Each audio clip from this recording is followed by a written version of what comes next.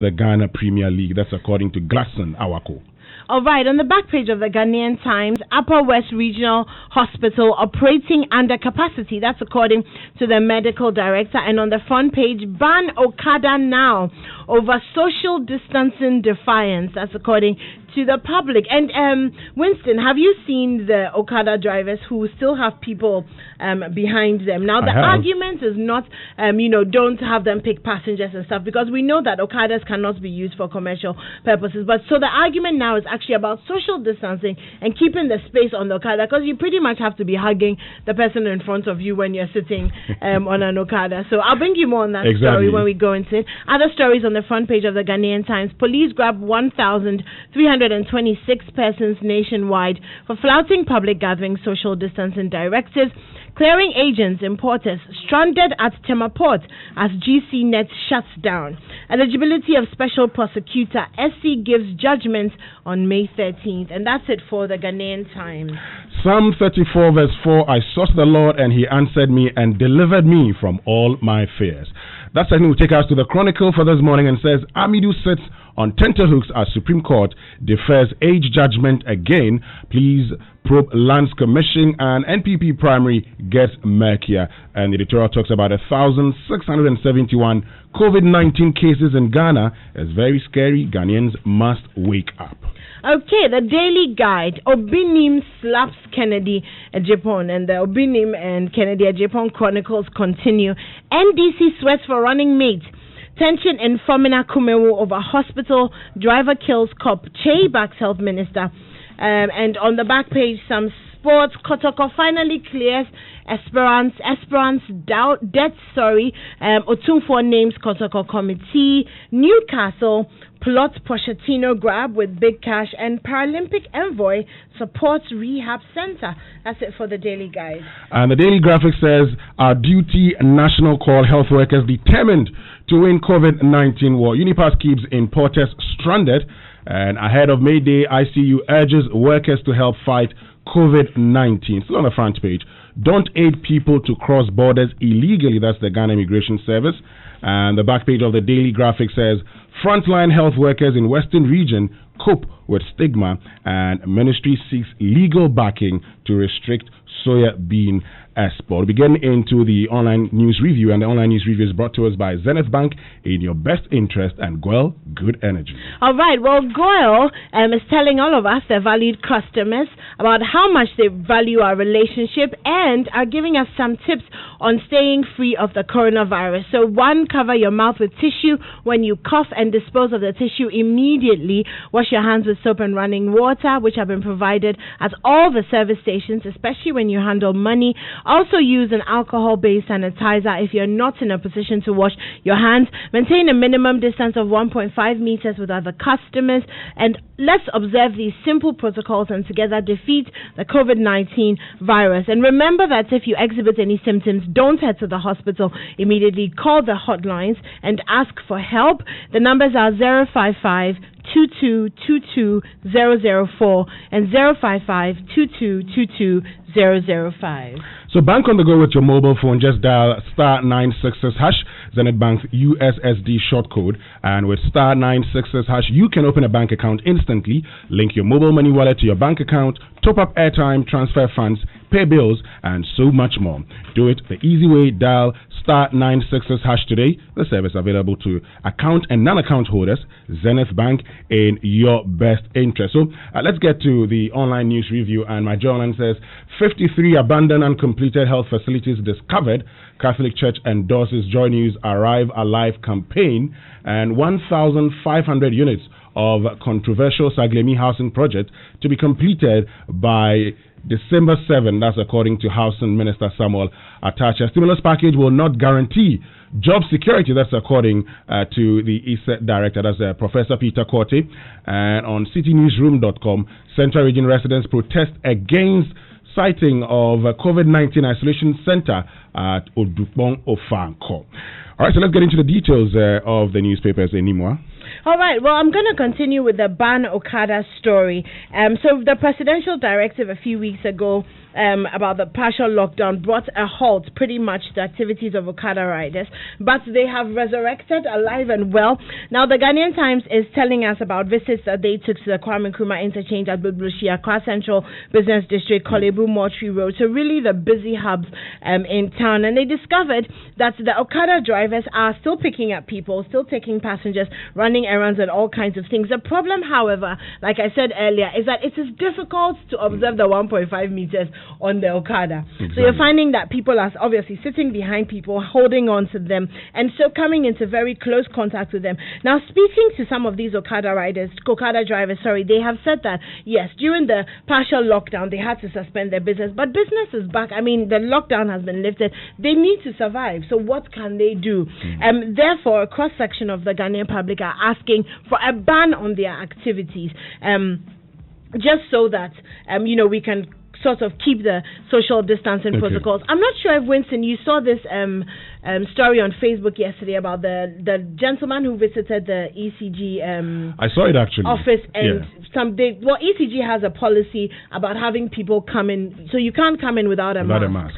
And so there were people outside, and the report is that when people came out, they were then giving their masks to those who didn't have masks to enable them to go into the office. Now, if you're one of the people who engaged in that kind of activity, or if you think it's okay, let's just take a minute to tell you it's absolutely not. There is no way that you should be sharing masks with anybody. Anything that's coming out from your nose and from your mouth is going into the masks. And remember that the coronavirus can live for up to 72 hours. So it's not as if as soon as it comes out, that's it. So it's living on the inside of the masks if you have it. And so sharing your masks with other people is putting them at risk. And asking for somebody else's mask, well, I don't really have a word for that one. You certainly cannot ask for someone else's mask. But anyway, talking about ban Okada, how do you ban something that has already been banned? Or something that is actually illegal? Reban. No, you can't reban. And I mean, that's actually the issue. Enforcement is key. Yes. Because in 2011 in Imwa, then in Parliament, these Okada riders came to Parliament. And Member of Parliament for Lower Manya Krobo, Michael Tenyauno at the time, made a very important point. He said the police in Parliament should have arrested all those who came to protest, because they were just telling all of us that we are engaged in an illegality. You see, this whole argument of man must eat, yes, man must eat, but it is not everything that you must do just because you want to eat. So around this time, it's very simple. If you see two persons on a motorbike, it tells you they are not practicing social distancing or physical distancing. So all you have to do is just tell them that, you know what, you're going contrary to the provisions of the law. Come and go and answer questions when you get to the police station or the court. But let's get into the daily graphic and duty national call. So health workers are determined to win the COVID-19 war. And it says health staff are the forefront in the fight against the novel coronavirus in Ghana, have described their work as a call to national duty, which they are not just obliged to honor, but privileged to be involved in. Doctors, nurses, and medical laboratory scientists, cleaners, as well as ambulance drivers, while admitting the high risk involved as they go about their duty, consider the situation as a war that requires all capable and competent hands, particularly their expertise, to win. And I'm particularly excited that, these frontline workers, particularly the health workers, are determined to ensure that we're able to win the COVID-19 war. And they see it as a national duty. That is very, very encouraging. And just briefly staying with COVID-19, Winston, you've heard that the UK has the second highest COVID-19 death toll in Europe. New figures are showing that's from yesterday that 26,097 people have died after testing positive for the novel coronavirus as of yesterday 4 p.m., which means that United Kingdom has overtaken France and Spain. So second only to Italy, which has 27,682. So our hearts go out to all our friends, family in the UK. It's a really difficult time for them. And the US economy is also seeing the worst slump in over a decade, as the unemployment claims have surged to record levels, also because of what's going on with COVID-19. But away from COVID-19, into waters which I don't usually wade in, NDC are sweating for a running mate. We have been waiting for the NDC, me personally, I've been waiting for John Mahama to declare who his running mate is. And the speculations have been legendary. From like 5 months ago, we've had so many names thrown around: Alex Mold, Kwesi Bochwe. We remember we even did a show. Who runs with Mahama? Who runs, exactly, who runs with the runner. But the General Secretary, Johnson Asiedu Ketia, has been speaking. And he has said that, let me quote him. He said, "If the time comes, we shall name the running mates. But for now, the president has said we should fight the coronavirus. So that is our focus. If the economy is in bad shape, it affects every sector. We have an emergency situation, so we must pay attention to it," he added. So GenSec is saying that this is why they have not announced the running mate. You can imagine, of course, that the MPP will also have their own, ideas about it. There was a headline a few days ago, the Baumia Beta. There was the Baumia Beta, yeah. B something Baumia Beta. I remember it was triple B. It says NDC swears over Baumia Beta or something. Something about that. So I'm sure there are lots of reasons why, but this is what the NDC are saying for now. But talking about this particular issue, Johnson Asiedu Ketia, when we spoke with him last week for that report on the impact of COVID-19 on politics, talked about one thing. He says, so what happens if we are all consumed by the end of the virus? What do we do? And it will be important anymore, for every party to actually wait to see what happens with COVID-19. But talking about even the NPP, which is putting lots of pressure on the NDC to name their running mate, are you aware that technically the NPP doesn't have a flag bearer? How come? Technically, the NPP does not have a flag bearer because they haven't gone for primaries. Even though it's only Nana Danko Akufo-Addo who is contesting, the party has not done the popular acclamation. But you understand that we are dealing with COVID-19, so these are not ordinary times.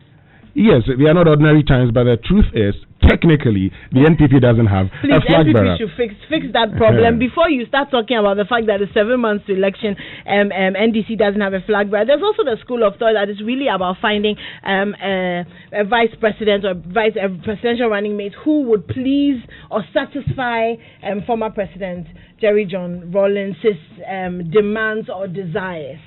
Well, so we live to see that one too. We certainly would live to see that one, but let's get into the Daily Statesman. And says President says no decision yet on lifting ban on public gatherings. So President Akufo-Addo has indicated that government has not yet taken a decision on when to lift the restrictions on public gatherings, which have been put in place to help curb the spread of the novel coronavirus. A lot of bodies and institutions are actually putting pressure on the president to lift the ban on public gatherings. And according to the Daily Statesman, the president is not taking a decision yet.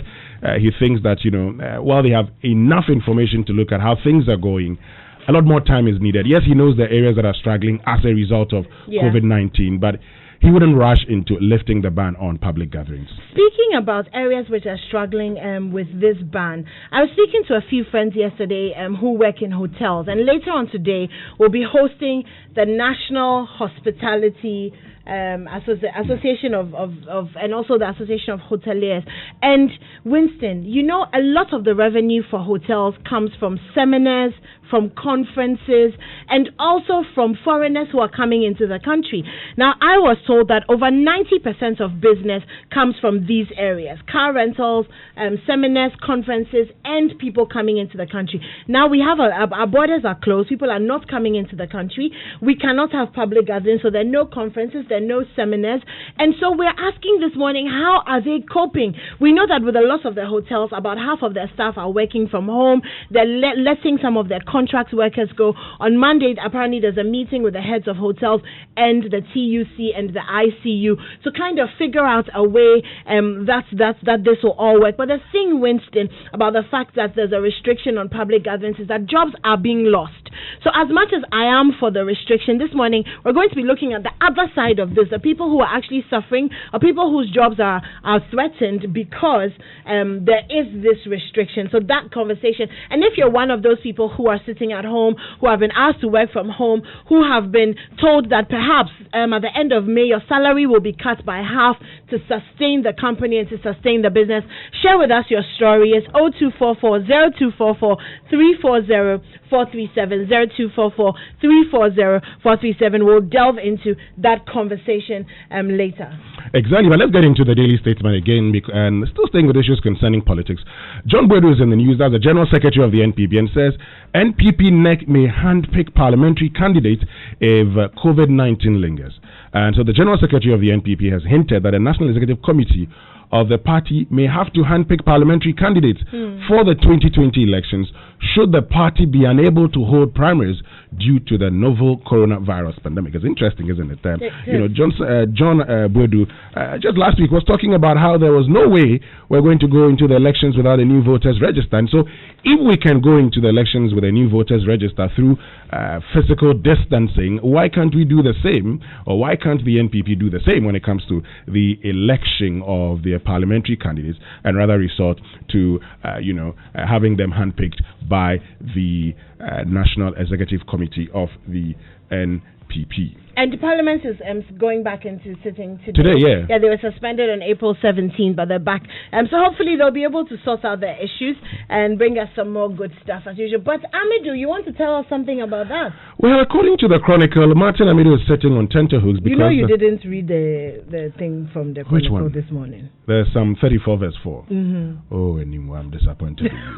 Because I actually read. So I know you did. But it says that, that Martin Amidu is sitting on tenterhooks because the controversy surrounding his eligibility as a special prosecutor will be determined by the Supreme Court on May 13, and the Apex Court is expected to give a constitutional interpretation on whether Martin Amidu qualifies to occupy his current position, the office of the special prosecutor. Now, judgment was initially slated for yesterday. However, the 7-member panel of the court, presided over by the Chief Justice, Justice Enini Yeboah, deferred it to 2 weeks' time. And Dr. Dominic Ayine, who is Member of Parliament and a former Deputy Attorney General under the Mahama administration, filed a suit to challenge Mr. Martin Amidu as to whether his age qualifies him for that particular position. So in 2 weeks' time, we will know whether or not Martin Amidu is qualified to become special prosecutor. The argument, according to Dr. Ayine, is that a true and proper interpretation of Articles 1901D and 19914 and 295 of the Constitution, the requirement age of all holders of public office created pursuant to Article 1901D is 60 years and not beyond 65. And Martin Amidu is 66. Yes, when he was appointed, he was 66 years. He's currently 68 years. Oh, right, okay, 66. Yeah, so he was way out of already from the beginning. We don't know. Which is what they're going to argue about. Yes, that's what the Supreme Court would rule on the 13th of May. It would be an interesting one because it really set the precedence for quite a lot of issues that may come up moving forward. And I've always wondered, why age, after a certain point, age becomes an issue. Haven't you wondered? Well, I have wondered also, but the question is that if age doesn't become an issue in a country like Ghana, if you don't have to go on retirement, how will the younger ones also get to fill, public offices? So people must go on retirement. All right. Somebody would have to go for another person to get in there. Thank you very much, Enimwa, for joining us on the news review here on the Super Morning Show on Joy 99.7. We'll go for some messages and bring you the BBC News.